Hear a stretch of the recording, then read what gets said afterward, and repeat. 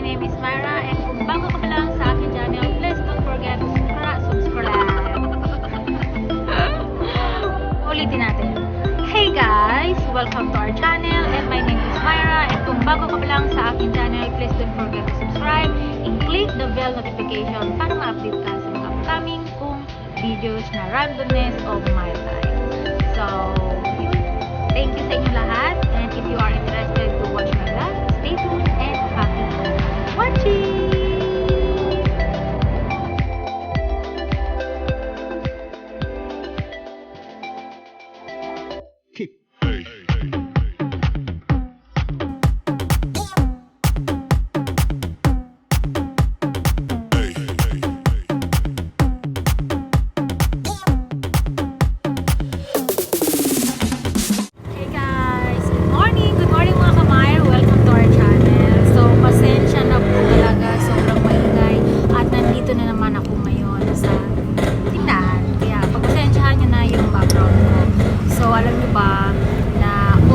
Yung nakamatugtog dito sa kapitbahay ko. Kaya samantalin ko na yung pagkakataon nito na mag-vlog. So, kamusta naman po kayong lahat? I wish all of you have a nice day. Happy Monday po sa inyong lahat.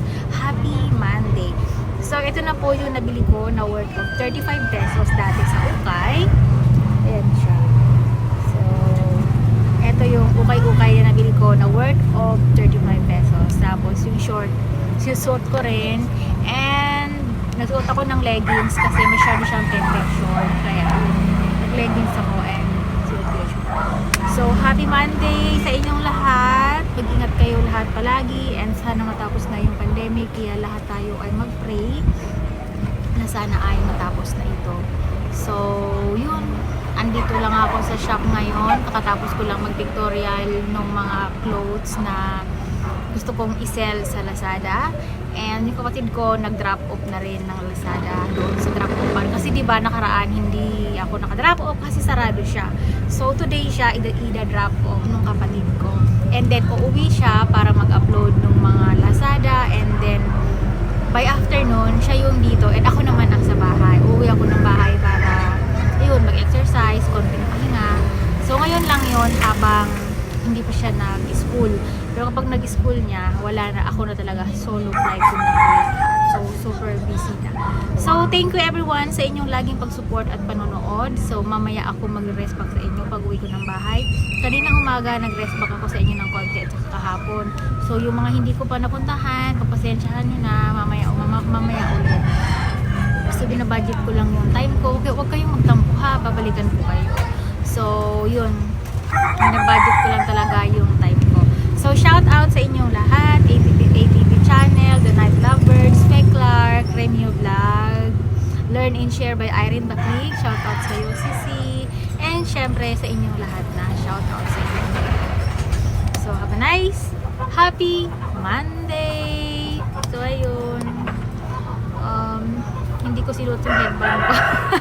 Para may iba naman, puro na lang headband ko yung nakikita niyo.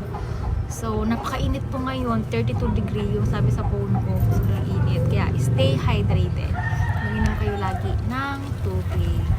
So, update. Ayan, malapit na mag-1 month. Hindi ako kumakain ng kanin. Pero sabi nila, mukha daw ako mataba. Hindi siguro kasi nagtutone lang yung muscle ko. So, muscle gain ako. Yes, muscle gain. Iba-iba kasi yung different kinds kapag ikaw ay nag-exercise. Tapos, depende yun sa diet mo. So, yung iba gusto bulky, yung iba gusto slim, yung iba gusto skinny. So, ako gusto ko tone yung body ko. So, huwag tayong mag-base sa weight. Kailangan mag-base tayo doon sa suot natin. Kung komportable tayo at kung pansin mo na yung mga suot mo ay lumuwang ng konti sa'yo. So, ako naman, pansin ko talaga na nag-tone yung mga muscles ko. Kasi siguro sa lagi ako nagbubuhat ng mabigat, na nag-exercise, nag-push up ako, one leg push up, squat ako na may lifting weights. Kaya normal yun na medyo malaki yung muscle ko at mga hita ko. Kasi magamit ako ng pinaka-strong na booty band and nagbo-booty band ako exercise like mga 3 sets, 12 repetition. So yun. Nag-exercise ako 5 times a week. Rest ko lang 1 day. So, no matter how I'm busy, I always give time for myself na mag-exercise. Kahit nakakatamad. Nakakatamad talaga mag-exercise, pero it's up to you kung bibigyan mo yung sarili mo ng panahon at time para mag-exercise. Kaya, ayun, tiyaga lang talaga at nakapagod at masakit sa katawan. Normal yun. So, ayun. Gusto ko kasi na tone yung mga muscle ko. Ayoko ng skinny, ayoko ng super bulky. Tama lang, yung bilugan ba? Yung bilog, yung puting na dapat malaman, tapos may shape. So, yung malaki ang mga balakang ko, malaki ang puwet, malaki yung body. Yan ang gusto kong body to achieve. Pero syempre, ang mahirap din yung puson. Kaya lagi ako nag-workout ng abs kasi di ba nanganak na ako, tapos cesarean ako. So, ang hirap i-firm ng lower bottom. So, masingsina pag-exercise sa lower abs. Yung upper abs ko, okay siya. Pero yung lower abs, medyo hindi siya ganun kadali na i-firm kasi medyo saggy na siya. Pero normal yun sa mga makina. Kasi, nung nag-buntis ako, nakalaki ko. Tapos, syempre, yun, nag-lose ako ng weight and ang hirap ibalik sa dating firm yung skin sa my chan. Girls, alam niyo yan. Especially sa mga nagkaanak na. But it's okay. Hindi pwedeng i-define natin na dahil lang sa ganon yung isang babae. Keso ganyan, keso ganyan. Lahat tayo maganda. In our own different way.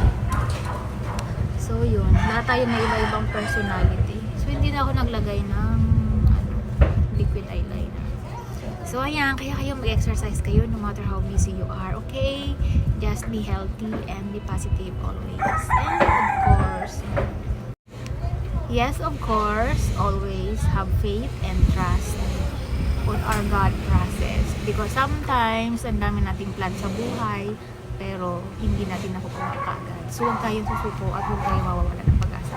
Especially this time. Katulad ng mga LDR ngayon, ang dami nating plan and wish na sana ganyan, sana ganyan, sana ganyan. Pero hindi po ganun kadali. Minsan may mga bagay na kailangan nating mag-sacrifice at magtiis, magbigay ng mahabang panahon, yung patience bago natin makamit. Basta laging tandaan, if it's meant to be, it always will be. And kung nakalaan tayo para sa isang tao, kung talagang yung tao ay para sa atin. Pero kung hindi, wala tayong magagawa. Magpasalamat na lang tayo na yung mga taong dumaan sa buhay natin ay nagbigay sa atin ng kasiyahan, nagbigay sa atin ng aral, nagbigay sa atin ng inspirasyon kung ano tayo ngayon. So, importante, ginawa natin yung best na naging mabuti tayong tao, nakisama tayo na mabuti, at yun, binigay natin yung 100% natin as tayo. So, yun. Kaya, mga LDR dyan, stay strong lang, keep loving, and huwag kayo masyadong stress masyado. Don't pressure kasi makakasira yan sa relasyon. Mag-exercise na lang kayo, makakatulong pa yan, less stress. Kasi kapag nag-exercise ka, nakaka-less at nakaka-boost siya ng mood para ikaw ay maging happy and maging, alam mo yon, yung minsan galit ka, tapos pag nag-exercise ka, bigla na lang gumagaan yung pakiramdam mo. Minsan malungkot ka.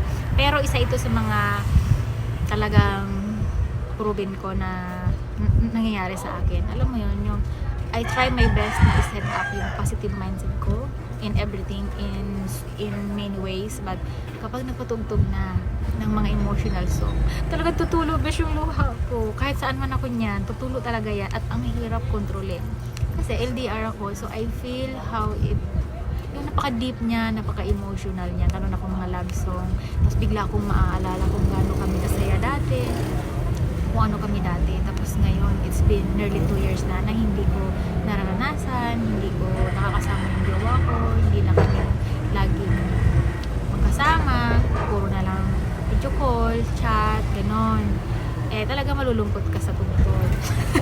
Kaya ginagawa ko, more on happy song lang ako, more on, basta yung chill song lang. So, napahaba na ang vlog ko. So, for now, bye-bye na and see you on my next vlog. Mag-ingat kayong lahat palagi and thank you for watching. God bless you all. God bless us all.